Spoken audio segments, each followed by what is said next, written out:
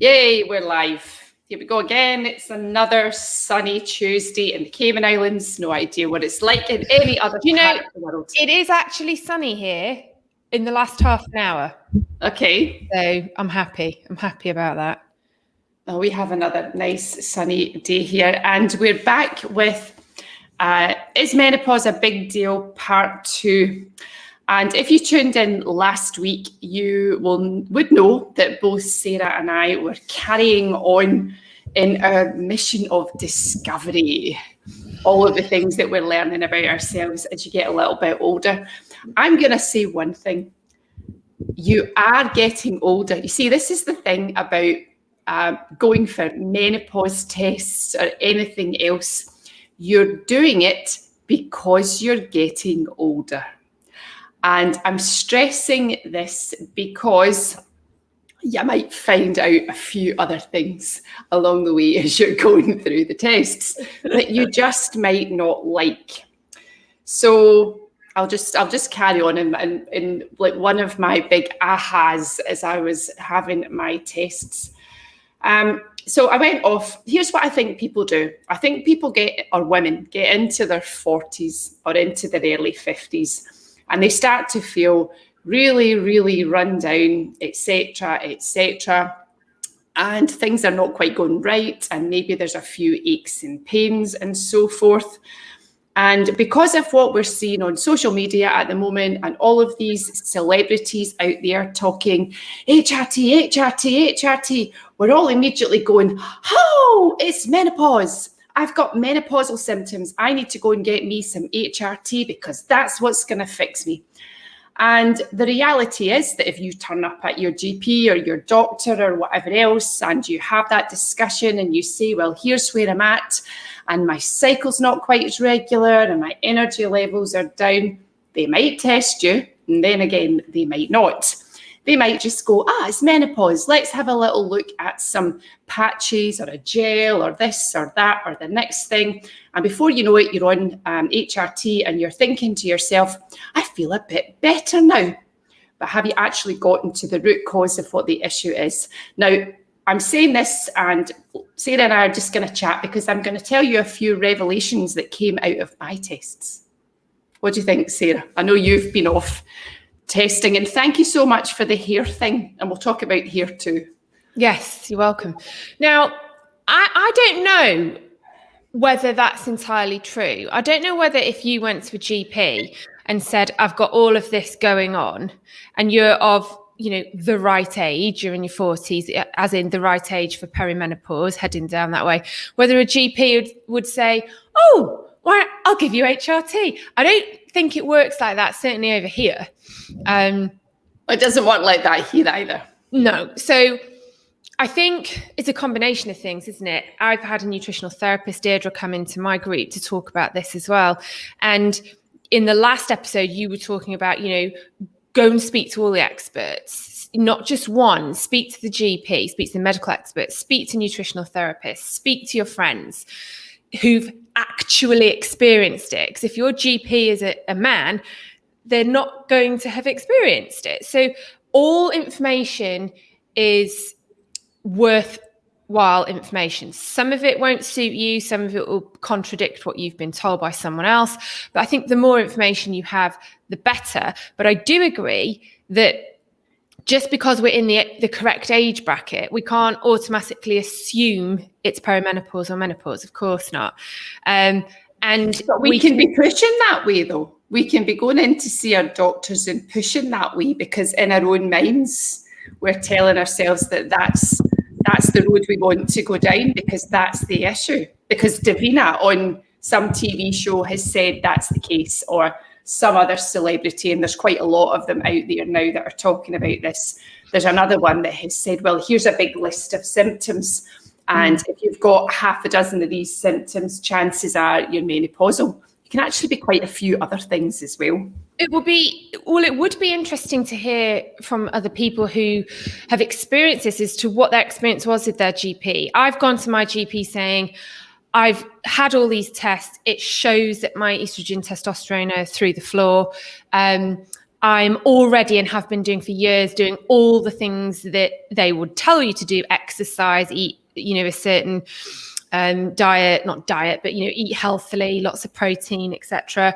I manage my stress well, all the natural ways of helping, I'd already done. So my doctor was, happy to go straight in to get the blood tests and do that. Hi, Trudy. But if you haven't done that, I would think a GP, I don't know, would be asking you, do you exercise regularly? What's your sleep like? How are your stress levels? Because, of course, it's tricky to tell, isn't it? On the one hand, we could be perimenopausal. We're not doing any of the right things naturally, and it's exacerbating all the symptoms.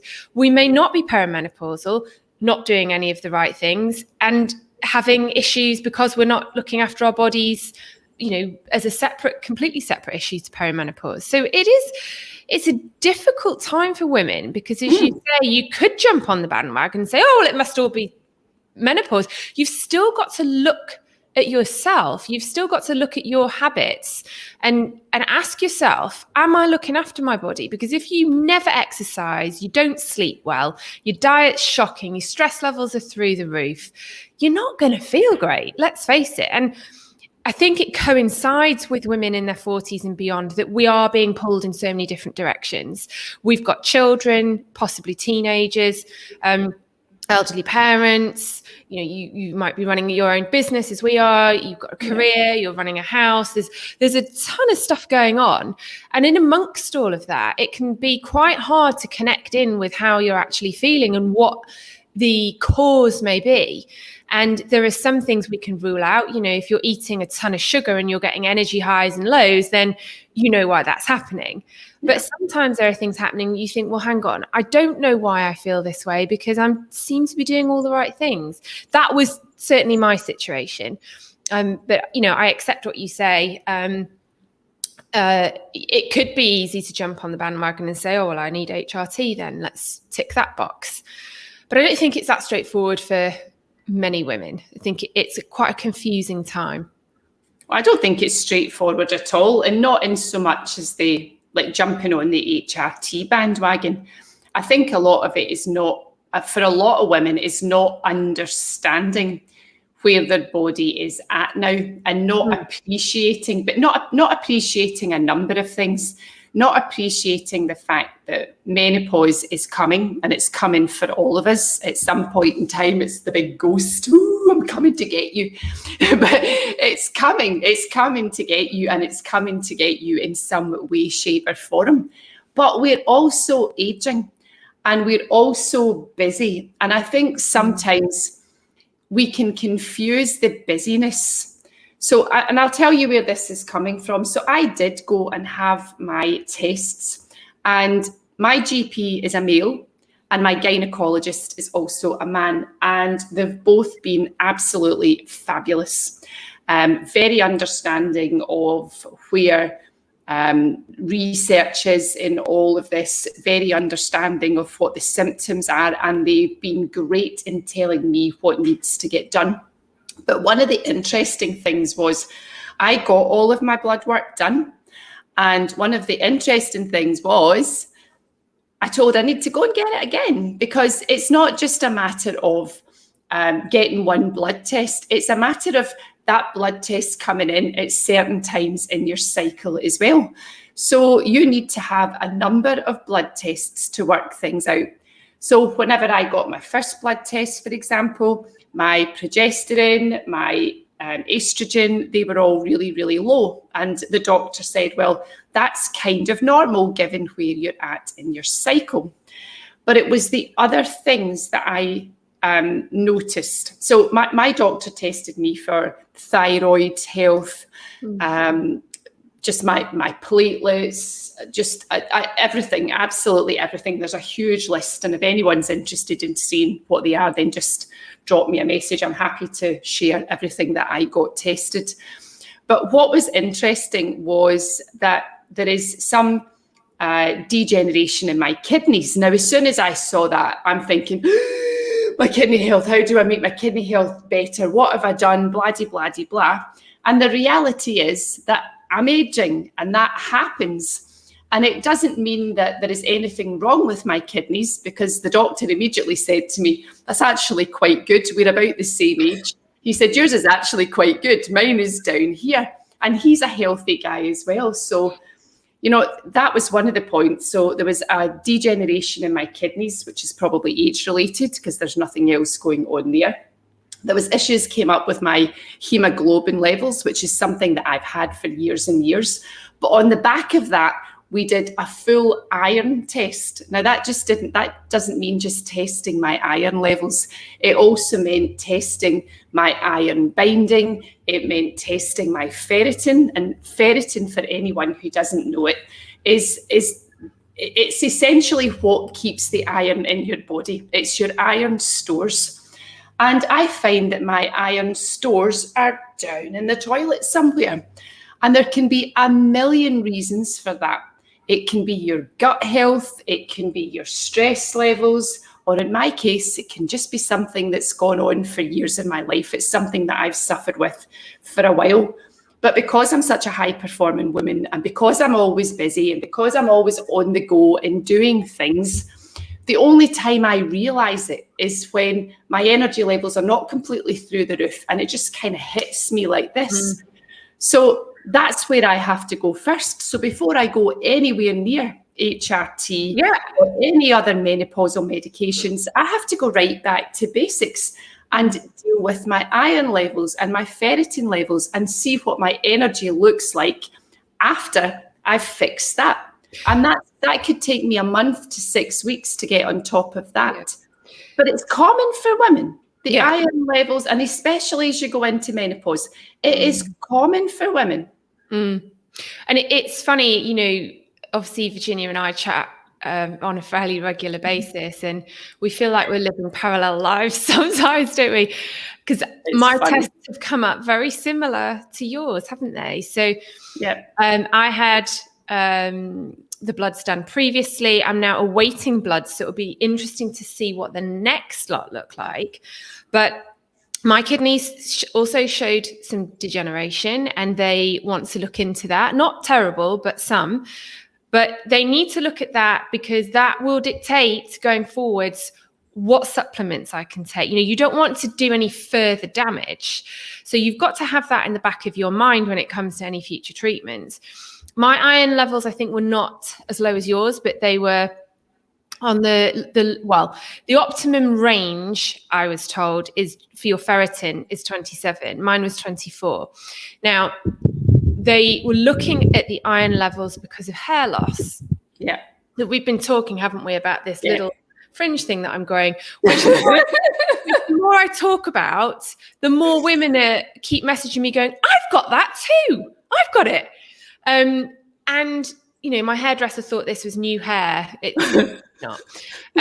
So we're both the same. It's happened. This is happening to both of us. And I think this is why we started talking so much. Yeah. And so they said, okay, Philip Kingsley, who is the guy I told you about, is a hair specialist, specializes in helping people with hair loss. And he says that when he's helping people with hair loss, he wants the ferritin levels to be over 75. Okay, so mine's 24, optimum's 27. He wants it. Do I tell everyone where mine was? Go on. Yeah. Now remember, this gives you an idea of how high performing I am, given that I'm still PRing in the gym. Okay, I'm PRing in the gym, which means I'm getting like really high lifts and heavy weights. I'm functioning with a ferritin level of 3. But I'm not anemic. My iron levels are absolutely fine, which means that I am continually putting iron into my body, but my body's ability to store the iron is really low. So if I get any periods of time where I'm not eating and putting nutrients into my body, it means my body's going to go warm and slam down, and then up and down and up and down, which is not a great place to be, which is why I've been questioning where I've been in my own journey. But hopefully that's up, because I've taken some massive amounts of iron, all all with the GP consent, so not me going in and overdosing. So I was tested again yesterday, and I should get the results by the end of the week to see if my ferritin is coming up, because I really would rather not have an infusion. Yeah. It's interesting, isn't it? I've been given more iron on top of the iron I already take. But go hand in hand, if there's hair loss, iron is really, really important. But you have to have the estrogen as well. This is the thing. So then you think, okay, now I need to lift the estrogen. So it's a balancing act, and I don't think it's as simple for women as take HRT, or you've got to look at the whole picture, and that picture includes all of these other factors, to get that profile on your health, but also your lifestyle is just so important. You can't just take medication and hope that everything's going to turn around.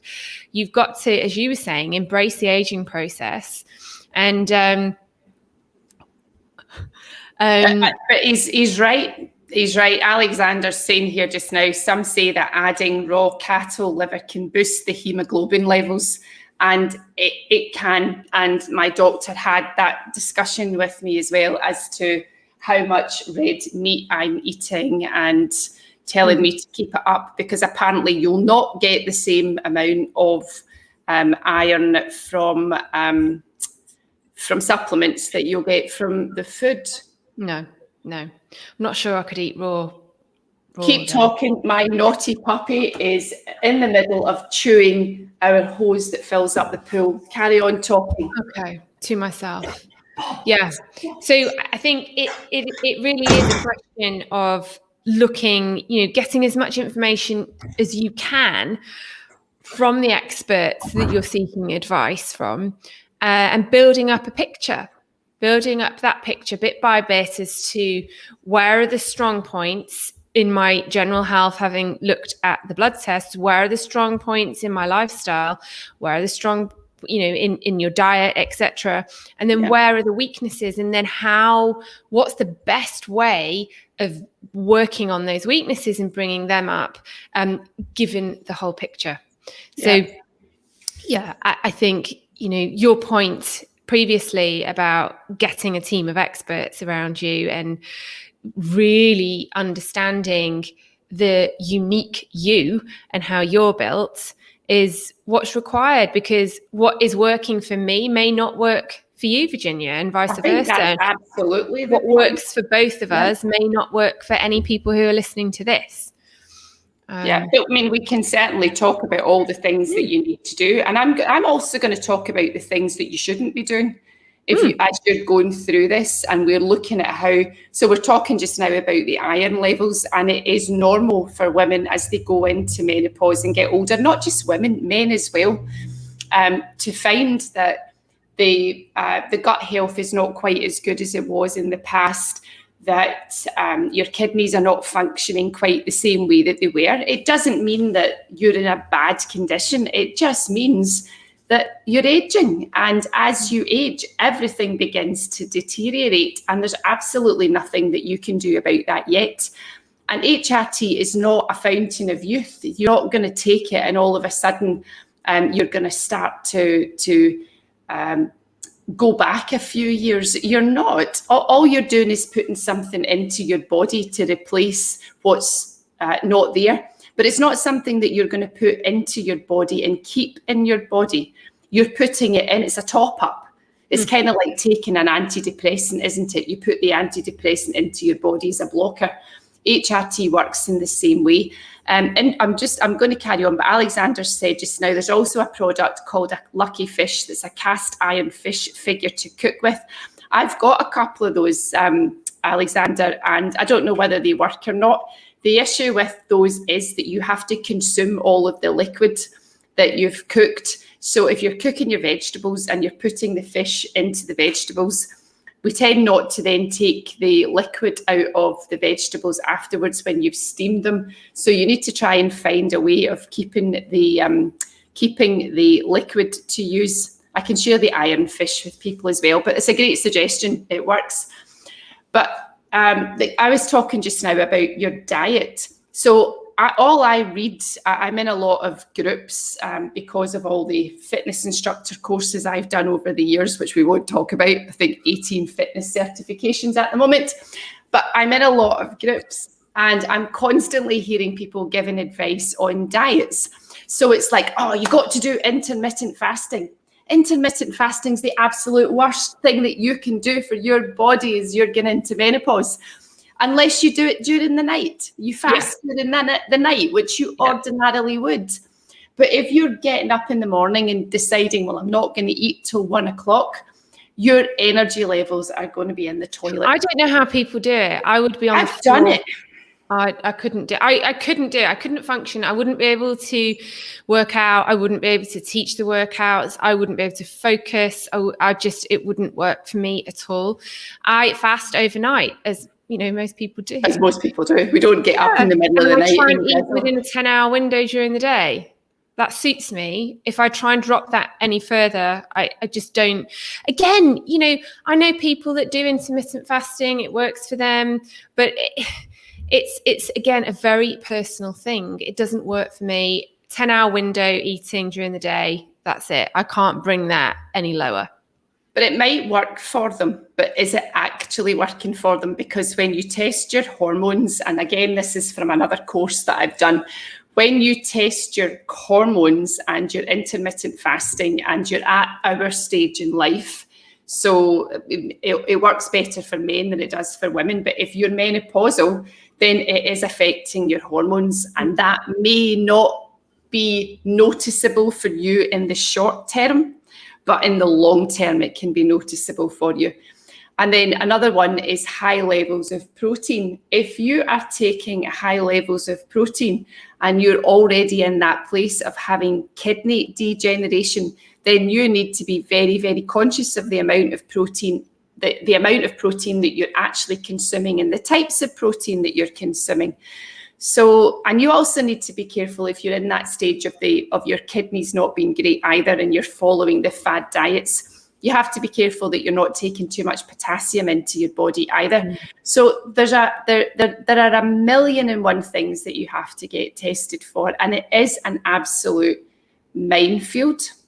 And I think to an extent we have to give ourselves a little bit of a break and trust the medical profession. Find out what it is that you need to get tested for, and then get tested. But don't just get tested, change and stop. You get tested. You then make changes gradually.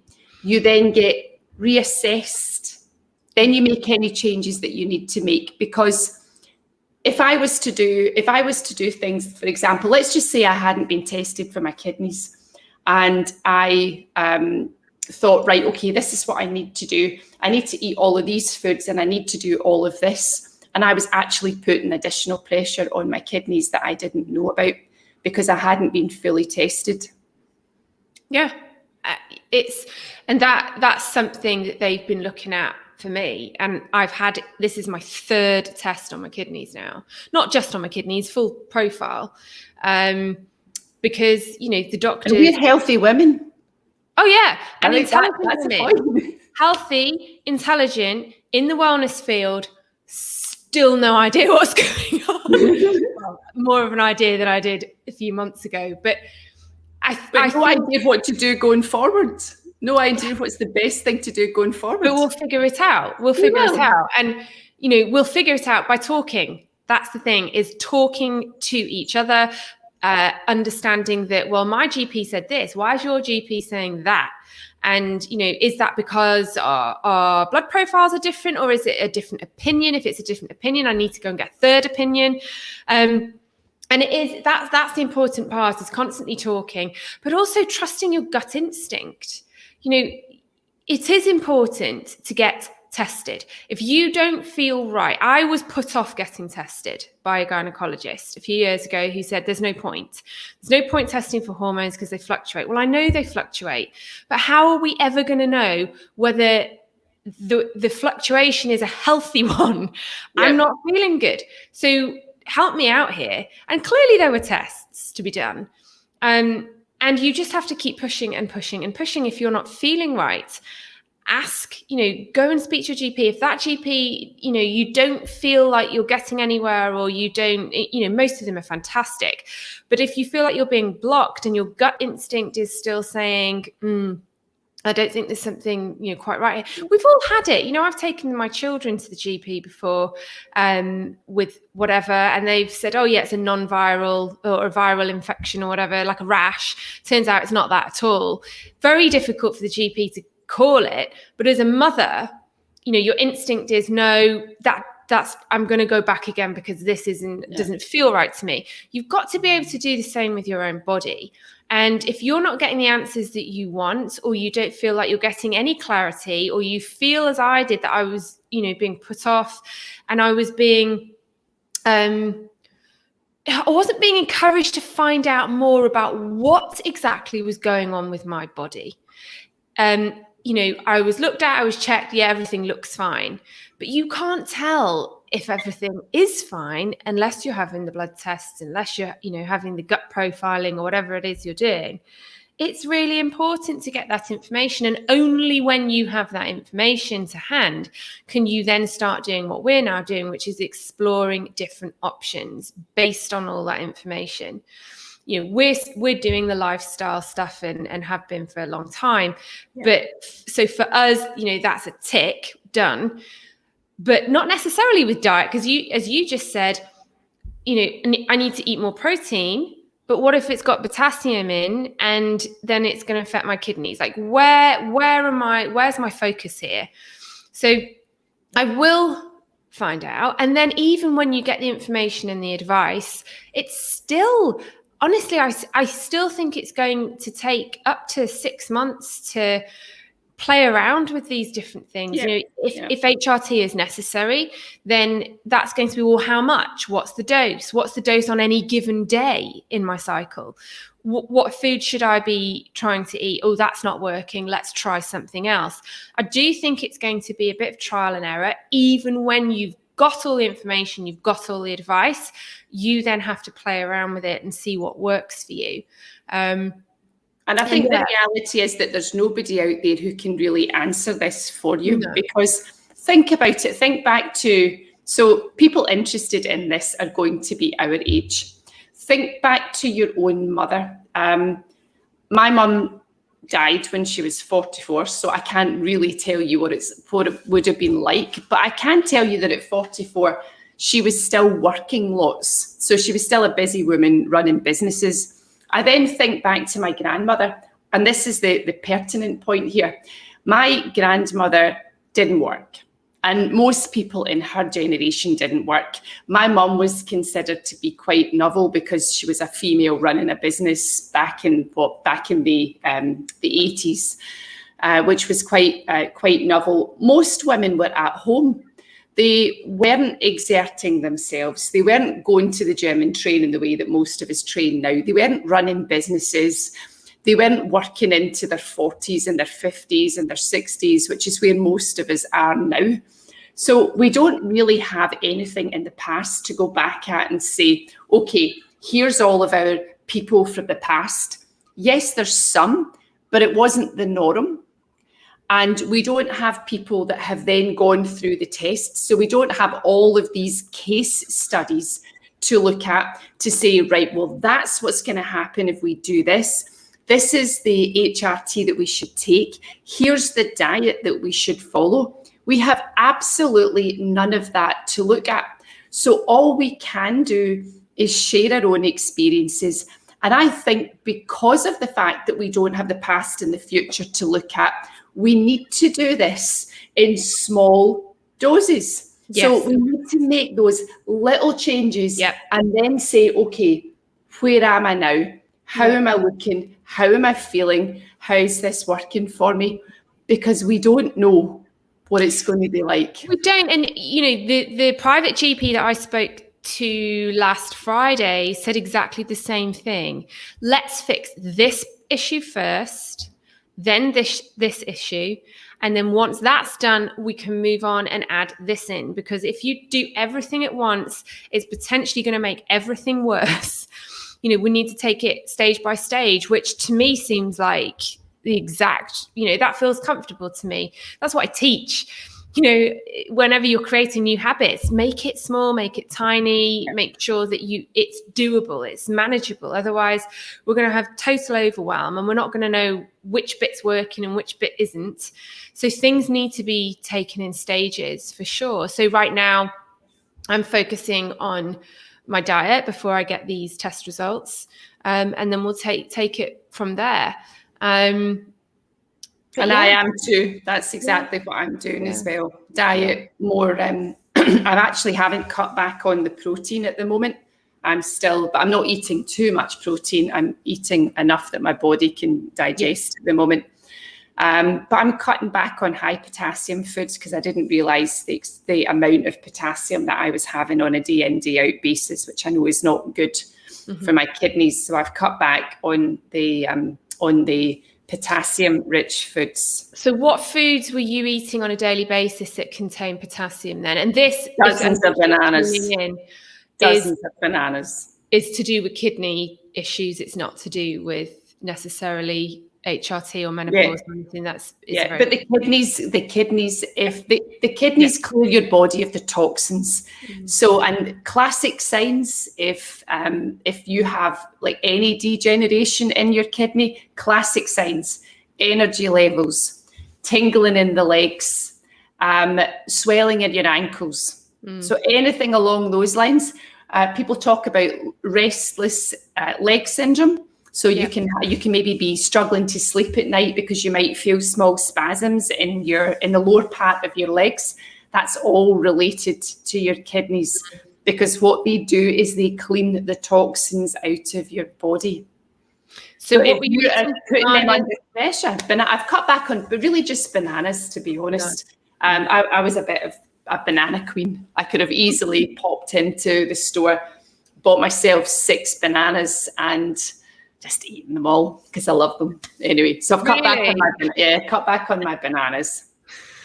Yeah, it's a process, isn't it? We're learning as we go, and we'll keep sharing. Do you want to? I've got to hop off, but do you? Yes, I have to too. We'll just keep sharing. We'll probably do Is Menopause a Big Deal Part 3. I think we're getting so many questions 21. I know 21, but we're right in the middle of this journey. Even when I went to see my doctor and he asked about my age, and he then starts to talk about, so what are your energy levels like? And I'm saying, well, energy levels not good, but that's all relative. It's relative. I'm still working out and doing everything, and everything's fine. I was asked the same question, how are your energy levels? And I said, well, my energy levels enable me to do all these things on a daily basis, but I get tired now when I wouldn't have done 5 years ago. Yeah. And that's the difference. But there are some people, we're all different. Again, there are some people who wouldn't be able to do half of what I'm doing. There's some people who would do 10 times what I'm doing. It's, whether you've had a decline in your energy levels. There's no bar at which you need to be performing.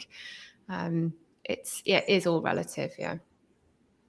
Anyway, we'll be back with the next, but by the time we come back, I'll be able to tell you whether I've managed to increase my ferritin levels. All I can say is I went to the gym last night after a good number of days of taking iron, and it was a good workout. I was impressed with myself. So my energy levels certainly went low. But yeah, keep asking questions. Don't jump too fast into anything, and tune back into the next Smart Women Connect when we will continue on this journey. Yeah. We'll continue until whenever. Till people get bored of listening. Till people get bored listening to it. All right, everyone, have a good day, and we'll see you back on the next one. Bye.